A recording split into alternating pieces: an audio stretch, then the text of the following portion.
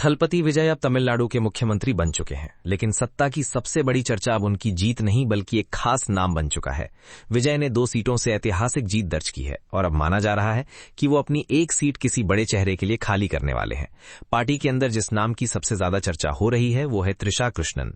शपथ ग्रहण समारोह में त्रिशा की मौजूदगी, विजय के परिवार के साथ उनकी नजदीकियां और पार्टी के बड़े नेताओं का उनके आसपास दिखना अब सिर्फ फिल्मी दोस्ती नहीं माना जा रहा।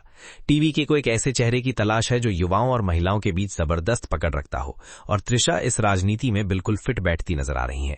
इसी बीच त्रिशा का पुराना इंटरव्यू भी वायरल हो गया है, जिसमें उन्होंने मजाक में राजनीति में आने की बात कही थी, लेकिन अब लोग उसी बयान को उनकी एंट्री का सबसे बड़ा संकेत मान रहे हैं। जानेंगे पूरी कहानी, लेकिन उससे पहले XB अपडेट 24 को सब्सक्राइब कर लो। तमिलनाडु की राजनीति इस वक्त पूरी तरह बदल चुकी है। फिल्मी दुनिया से राजनीति में आए थलपति विजय अब सीधे मुख्यमंत्री की कुर्सी तक पहुंच चुके हैं, लेकिन सीएम बनने के बाद अब सबसे ज्यादा चर्चा एक खाली होने वाली सीट को लेकर हो रही है, क्योंकि नियम के मुताबिक विजय 2 सीटें अपने पास नहीं रख सकते। उन्होंने पेराम्बूर और तिरुचिरापल्ली ईस्ट दोनों सीटों से जीत दर्ज की है और अब माना जा रहा है कि वो इनमें से एक सीट छोड़ सकते हैं।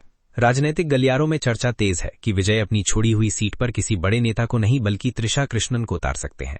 पिछले कुछ महीनों से विजय और त्रिशा लगातार एक साथ दिखाई दे रहे हैं। पहले इसे सिर्फ दोस्ती और फिल्मी कनेक्शन माना जा रहा था, लेकिन अब मामला पूरी तरह राजनीतिक नजर आने लगा है, खासकर तब जब शपथ ग्रहण समारोह में त्रिशा की मौजूदगी ने सबका ध्यान खींच लिया। 10 मई को हुए शपथ ग्रहण समारोह में त्रिशा को फ्रंट रो में जगह मिली थी और कैमरे लगातार विजय के परिवार के साथ उनकी बॉन्डिंग कैद कर रहे थे। सबसे ज्यादा चर्चा इस बात की हुई कि विजय की पत्नी पूरे समारोह में नजर नहीं आई, लेकिन त्रिशा हर बड़े पल में दिखाई दी। कई लोगों ने इसे सिर्फ इत्तेफाक नहीं बल्कि एक राजनीतिक संकेत माना। अगर इस पूरे घटनाक्रम को ध्यान से देखा जाए तो मामला सिर्फ दोस्ती या फिल्मी कनेक्शन तक सीमित नहीं लगता।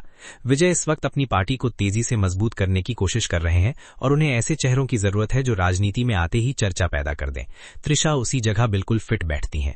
उनकी पॉपुलैरिटी सिर्फ फिल्मों तक सीमित नहीं है बल्कि महिला और युवा ऑडियंस के बीच उनकी अलग पहचान है।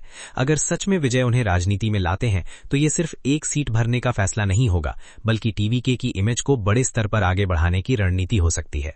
दिलचस्प बात यह भी है कि त्रिशा का एक पुराना इंटरव्यू अचानक वायरल होने लगा है।